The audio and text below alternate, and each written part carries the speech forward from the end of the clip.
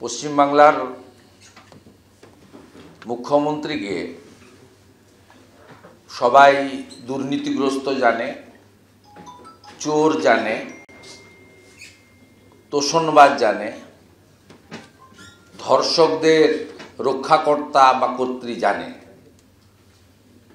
আমরা নানাভাবে বলেছি তিনি গুজব এবং মিথ্যা রটানোর ক্ষেত্রেও আন্তর্জাতিক মানের যদি কোনো পুরস্কার থাকে সেটা পাওয়ার যোগ্যতা একমাত্র মমতা ব্যানার্জি রাখেন। তিনি 14 বছর শাসন করে কর্মসংস্থান, শিল্পায়ন, কৃষি কৃষকের উন্নয়ন, শিক্ষা ব্যবস্থা, স্বাস্থ্য ব্যবস্থা, সড়ক সেতু, ইরিগেশন, সামগ্রিকভাবে এই রাজ্যের যে 60টি গুরুত্বপূর্ণ দপ্তর রয়েছে, প্রায় 11 কোটি জনসংখ্যার এত বৃহৎ একটি রাজ্য, সেই রাজ্যের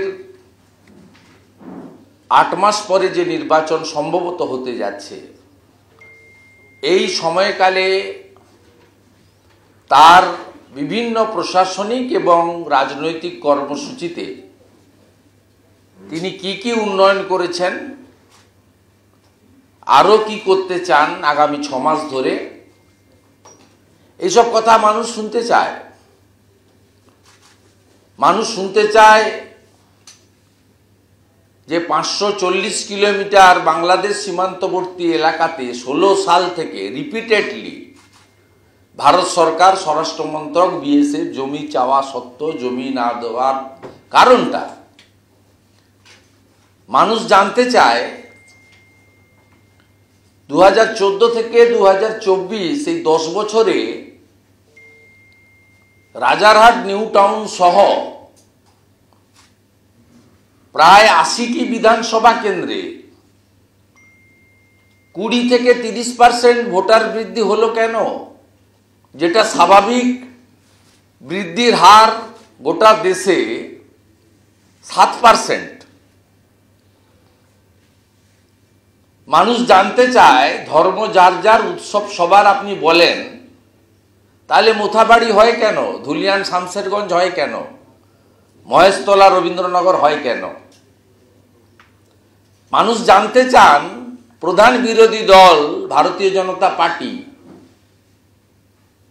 তাদের নেতাদের, বিশেষ করে বিরোধী দলনেতাকে কেন 86 বার হাইকোর্টে গিয়ে 4 বছরে অনুমতি নিয়ে হাইকোর্টের নিয়ন্ত্রিত কর্মসূচি পালন করতে হয়। মানুষ জানতে চায় 26,000 বাঙালি তারা চাকরিহারা হলেন কেন? 32,000 প্রাইমারি শিক্ষক তারাও বাঙালি, তাদের আজকে আশা আশঙ্কার মধ্যে থাকতে হচ্ছে কেন? তাই তিনি এগুলো না বলে গুজব এবং মিথ্যা রটানোর কাজ করছেন। দুর্ভাগ্যজনক সত্যি।